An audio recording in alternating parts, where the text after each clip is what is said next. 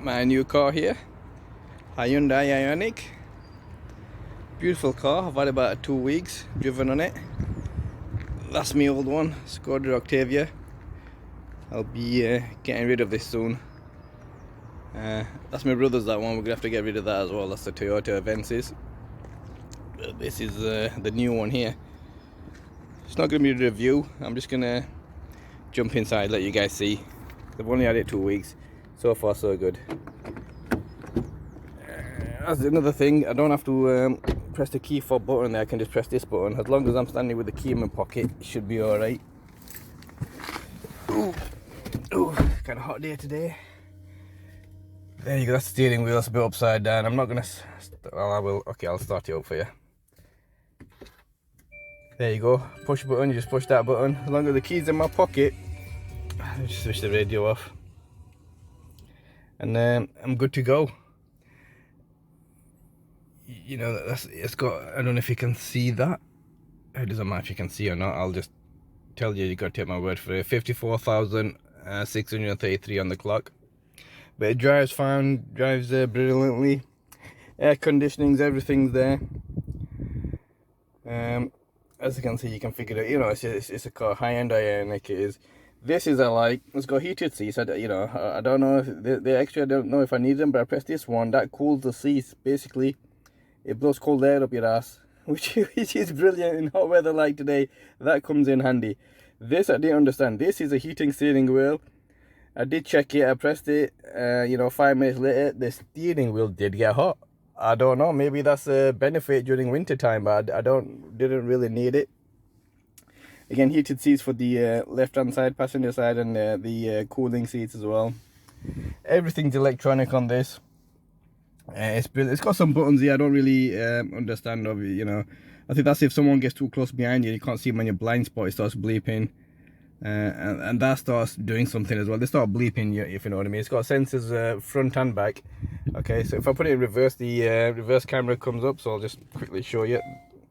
There you go. So the two cars I got behind me there. So that's pretty good. Leather seats. As I mentioned, heated seats, so that's the extra red which I've got. I'll be putting this on Uber as well, so that's why I've got another plate there. I'm gonna stick the actual taxi plate on the back of this, so this will be on Uber. Leather seats, heated seats. You know, that's what these holes are. Also a kind of fan cooling system. Like I said, if you push that button, it cools these seats down.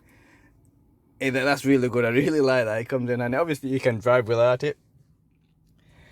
As a driving car, this is better than the Skoda Octavia. You know, obviously it's newer. It's more economical with it being a hybrid.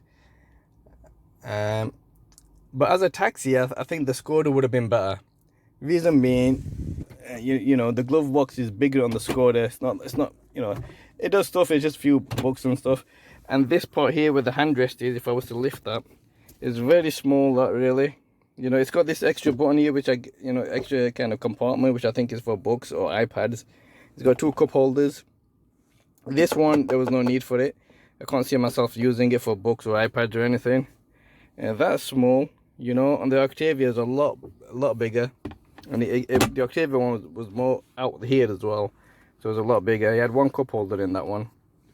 Which really, you only need 1 cup holder. Because there's another holder here for bottles you place. As you can see, I've got my bottle there. There's a compartment there which is specifically for bottles. But really, you don't need 2 cup holders. I guess that's for the passenger cup holder. You know, which I guess is okay. But really, I didn't need it. I would have preferred a bigger handrest with a bigger compartment there. Would have come in handy for taxis. Another thing, I'm not going to... Well, they're the back seats anyway. Leather seats, really good. Really comfy. Good, brilliant drive. You know, it's got quite a few space. I like the way this part is lowered down, if you know what I mean. On some it was higher, on the Skoda it was higher, so you had to get your one leg there, one leg there. This is a lot lower down. Beautiful car, all in all. The boot is smaller than the Octavia. That's another thing. The Octavia's boot was a lot bigger. So as a car, this is better for Uber. It's okay. It'll do the job. It's just that the Skoda Octavia was bigger. And a lot better to work for an Uber. But like I said, I've only had this 2 weeks. I'll be getting it plated up tomorrow, ready for work. as an Uber driver. I've got lots of other jobs really, that's the trouble. I've got really, I need to get some free time to do other things. But right now I'm just working. And it's a good thing I've got a big yard here. I can fit in another 3 cars. I'll show you the size of my yard. Oh, left the ignition on there. There you go, I've got a car there, that's mine, that's my brother's. Plenty of room, big yard there. Let me just switch this off. To switch it off, just push the button there, boom. Seats automatically go back as well to give you room to get out, which is kind of cool. Should have shown you that earlier. There you go, whilst we're outside, let's have a look at the boot. See, it's good, does the job. There's no other compartments there in the Octavia, there's a little compartment there. Here they seem to have a speaker. This one does come with a spare wheel, which is good. And that's about it. That's what I want to talk to you about for right now. I'll cut this video short here. It's gone over 6 minutes. It's me, Sven Rashid. I'll speak to you next time.